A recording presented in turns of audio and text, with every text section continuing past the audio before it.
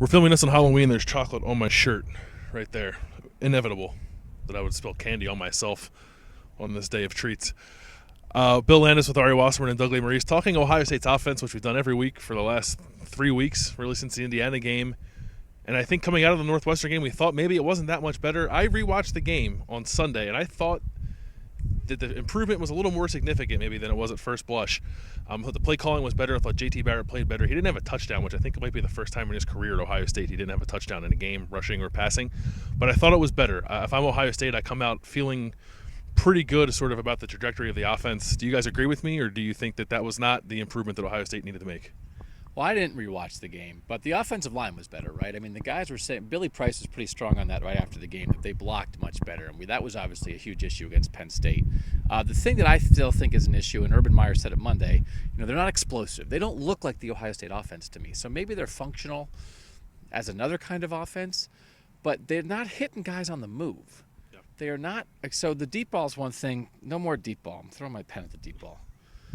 Whatever. You wrote a great story about it. They don't have a deep ball receiver. They're not really a deep ball team.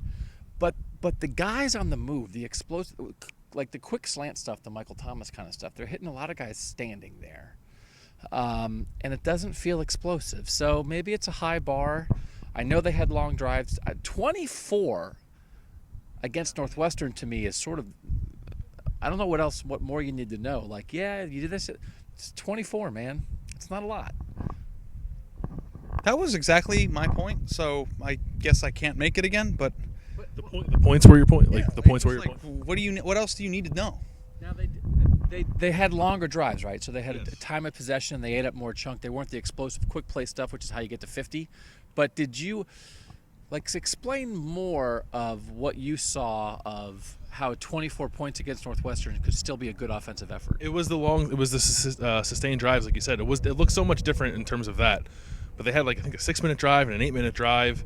They had the drive at the end of the game. The two things that I think kept it from being more than 24 points were at the end of the first half, they got the ball, kind of pinned a little bit, but still had 3 timeouts. And the first drive, JT Barrett, first play of the first chance they had, JT Barrett was inaccurate on the pass, and that threw the whole thing off. And then he got it back again with 40 seconds left and a long field to go, and I think they just kind of turtled up and didn't want to move it.